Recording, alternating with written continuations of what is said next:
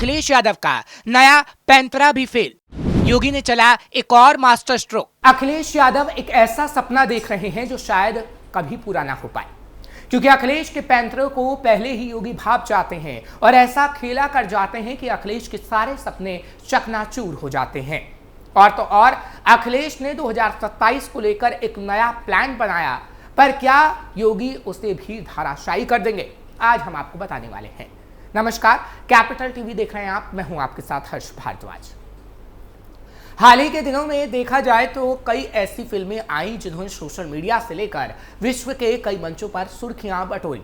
इसमें the Kerala story, Kashmir file जैसी फिल्में शामिल हैं, जिन्होंने हिंदू और हिंदुत्व के मुद्दे को खासा हवा दी। माना जाता है कि कहीं ना कहीं बीजेपी को इससे फायदा भी हुआ। इसी तर्ज पर अब समाजवादी पार्टी भी शुरुआत करने जा रही है, जिसने भी फिल्म का सहारा लिया है। इस फिल्म के जरिए समाजवादी पार्टी ने दलित राजनीति को हवा देनी शुरू कर दी है। वाराणसी समेत पूरे प्रदेश में सपा नेताओं ने इस फिल्म को देखने की मुहिम शुरू की है, जिसकी शुरुआत बड़े पैमाने पर वाराणसी से शुरू हुई। इस बारे में अंबेडकर वाहिनी के राष्ट्रीय महासचिव सत्यप्रकाश सोनकर बताते हैं कि बीजेपी अपने इतिहास को अपने तरीके से परोसने का काम करती रही, लेकिन समाजवादी पार्टी इतिहास की वास्तविक झलक समाज को दिखाने का झूठ फैलाना चाहती है, और फूले फिल्म इस बात को बताती है। इस बारे में अंबेडकर वाहिनी के राष्ट्रीय महासचिव सत्यप्रकाश सोनकर की तरफ से बयान भी आया। वो कह रहे हैं कि बीजेपी अपने इतिहास को अपने तरीके से बताती है, परोसने का काम करती है, लेकिन समाजवादी पार्टी इतिहास की वास्तविक झलक दिखाना चाहती है, और फूले फिल्म इस बात का सबूत है। यही वजह है कि हम पीडीए की विचारधारा और दलितों के हक को बताने के लिए स्पेशल स्क्रीनिंग फूले फिल्म की कर रहे हैं, ताकि वो अपने अधिकार को जान सके। उन्होंने बताया कि इस फिल्म के बाद हम जन जन तक पहुंचकर उनके अधिकार और पार्टी की विचारधारा को बताएंगे और उन्हें पार्टी से जोड़ने का काम किया जाएगा, क्योंकि समाजवादी पार्टी पिछड़ा, अगड़ा, अल्पसंख्यक, दलित हर किसी को पार्टी में जोड़ना चाहती है। क्या अखिलेश यादव कर रहे एक्सपेरिमेंट? सपा के नए एक्सपेरिमेंट पर राजनीतिक विश्लेषक कहते हैं कि पॉलिटिकल पार्टी का काम है एक्सपेरिमेंट करते रहना, अपने नए जनाधार बनाना और उन्हें मजबूत करना। निश्चित रूप से बीजेपी ने एक हिंदुत्व के विचारधारा को लेकर ऑडियो विजुअल माध्यम से बहुत सशक्त तरीके से देश भर में प्रचार प्रसार किया, और उसमें वो सफल हुए। एक प्रकार से दूसरे राजनीतिक दलों के लिए प्रभावित करने वाला भी था। समाजवादी पार्टी का प्रारंभ 1992 में हुआ था। 4 बार यूपी में इनकी सरकार रही। सपा का हमेशा से वोट का कैलकुलेशन MY समीकरण ही रहा है, और यूपी में यादव की जो पॉपुलेशन है वो 7% है, मुस्लिम की 19% के लगभग माना जाता है। फिर भी उन्होंने 4 बार सक्सेसफुली अपना टेन्योर पूरा किया है। 2024 में समाजवादी पार्टी में एक बड़ा बदलाव देखने को मिला, जब समाजवादी पार्टी MY समीकरण के आगे एक नया पीडीए समीकरण लेकर आई, और इन्होंने अपने क्षेत्र को आगे बढ़ाया और अपना परंपरागत वोट बैंक पीछे छोड़ा। उसके बाद उन्होंने जिस तरीके से अलग अलग जाति वर्ग के लोगों को अपने खेमे में लाने की कोशिश की, उन सभी प्रत्याशियों को टिकट देकर अपनी पार्टी से जोड़ने का काम किया। निश्चित रूप से यह प्रयोग सफल हो सकता है, लेकिन इसकी काट योगी पहले ही निकाल चुके हैं। बीजेपी के खेमे में बीएसपी का कोर वोटर। बात जब दलित वोट बैंक की जाती है तो बीएसपी का जिक्र करना जरूरी हो जाता है। बीएसपी का जो कोर वोटर रहा है वह बसपा से हटकर बीजेपी के खेमे में आ गया है, उनको वोट दे रहा है, और उसके बाद कुछ हिस्सा समाजवादी पार्टी में जरूर आया है, जिसका असर 2024 में दिखा। जब 2024 में समाजवादी पार्टी को वोट मिले, तब इन्होंने अपने परंपरागत क्षेत्र को और एक्सपेंड किया। अब वे 2027 के विधानसभा चुनाव में इसी समीकरण को लेकर आगे बढ़ रहे हैं, जिसके तहत वो दलित सियासत को चमकाने के लिए पहले पिक्चर के जरिए जन जन तक अपनी बातों को पहुंचाते हुए दिखाई दे सकते हैं।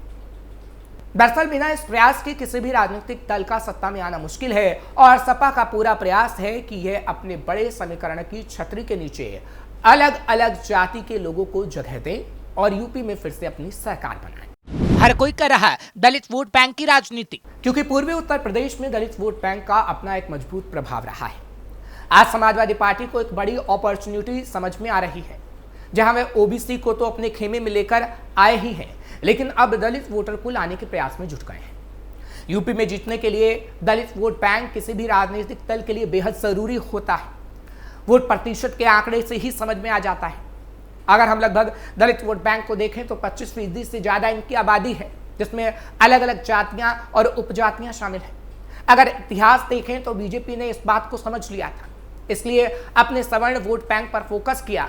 तो वहीं उन्होंने मायावती के धाराशायी होते हुए वोट बैंक पर भी तमाम सरकारी योजनाओं को देकर अपने साथ लेकर उससे आ गए, जिसकी सकारात्मक तस्वीर बीजेपी को 2014, 2019, 2022, 2024 के चुनाव में देखने को मिली। अब ये बात समाजवादी पार्टी को भी समझ में आ गई है कि 90 का दशक बीत गया, जब मुस्लिम और यादव को साथ मिलाकर सत्ता तक पहुंच सकते थे। अब वो भी ये जानते हैं कि अगर सिंगल हाथ सरकार बनानी है तो दलित कम्युनिटी को अपनी ओर लाना बेहद जरूरी होगा। 2027 में कितना काम करेगा पीडीए मैजिक? वर्तमान में अभी बीजेपी के वर्चस्व को तोड़ना राज्य स्तर के चुनाव में समाजवादी पार्टी के लिए कठिन है। हालांकि अभी 2 साल बाकी है। राज्यसभा चुनाव के लिए केंद्र की राजनीति में क्या उठापटक होगी, इस बात पर अभी कुछ निर्भर करता है। अगर हम परिवर्तन परिस्थितियों को देखकर उस वक्त का आकलन करें तो अभी कहीं ना कहीं समाजवादी पार्टी के लिए पूरी तरह से दलित वोट बैंक को अपने खेमे में लाना एक बड़ा चैलेंज है और अभी इनको कई चुनौतियों का सामना भी करना पड़ेगा, क्योंकि केंद्र सरकार ने जनगणना के साथ ही जाति जनगणना कराए जाने का ऐलान करके अखिलेश के सारे सपनों को चूर कर दिया। उत्तर प्रदेश में पिछड़ों की गोलाबंदी और 2027 के विधानसभा चुनाव में अखिलेश यादव के पीडीए की काट के तौर पर इस फैसले को देखा जा रहा है। माना जा रहा है मोदी सरकार ने जाति जनगणना का फैसला लेकर विपक्ष का ब्रह्मास्त्र ही छीन लिया। जिस जाति जनगणना को राहुल गांधी अखिलेश यादव अपनी पार्टी के लिए अहम मुद्दा बना रहे थे और विपक्ष ने बीजेपी के खिलाफ भी इसे अपने नैरेटिव में सेंट्रल थीम बना दिया था, उस मुद्दे को प्रधानमंत्री ने एक झटके पर ही जमीन पर ला दिया। बीजेपी ने निकाल लिया अखिलेश के पीडीए की तोड़। केंद्र सरकार ने जनगणना के साथ ही जाति जनगणना कराए जाने का ऐलान भी किया था। उत्तर प्रदेश में पिछड़ों की गोलबंदी और 2027 के विधानसभा चुनाव में अखिलेश यादव के पीडीए की काट के तौर पर इस फैसले को देखा जा रहा है। माना जा रहा है मोदी सरकार ने जाति जनगणना का फैसला लेकर विपक्ष का ब्रह्मास्त्र तो छीन ही लिया, साथ ही साथ राहुल गांधी और अखिलेश यादव के सपनों को भी तोड़ दिया।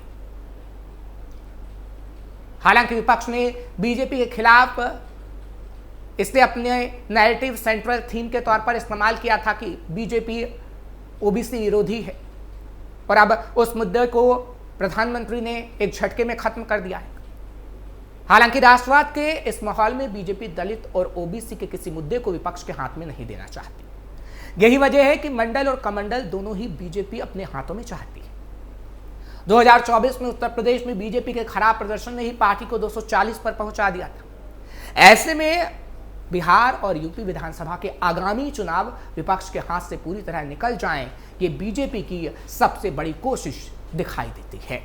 200 सीटों पर निर्णायक एससी वोट। राजनीतिक विश्लेषक मानते हैं यूपी की 403 में से 200 से अधिक सीटों पर अनुसूचित जाति के मतदाता निर्णायक भूमिका अदा करते हैं। 100 से ज्यादा ऐसी सीटें हैं जहां 5 से 10% भी एससी वोट जिस तरफ शिफ्ट होता है उसी का पलड़ा भारी हो जाता है। ऐसे में बीजेपी और संघ मिशन 2027 के मद्देनजर एससी वोट बैंक में चूक का कोई मौका ही नहीं चाहते। और पिछले दिनों योगी ने कहा भी था कि सपा शासन में ही दलितों के साथ सबसे ज्यादा अन्याय हुआ। कांग्रेस ने तो बाबा साहेब अंबेडकर को कभी आगे बढ़ने का मौका नहीं दिया, उन्हें चुनाव हराने तक का काम किया।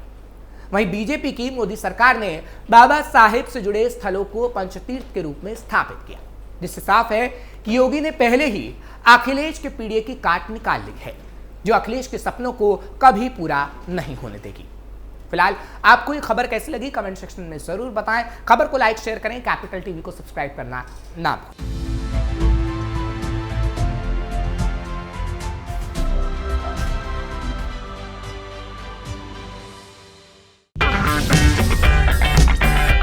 अगर आपको हमारा वीडियो पसंद आया हो तो इसे लाइक करें, हमारे चैनल को सब्सक्राइब करें और हाँ, बेल आइकन दबाना ना भूलें ताकि आप तक हमारे वीडियो की नोटिफिकेशन पहुंचती रहे।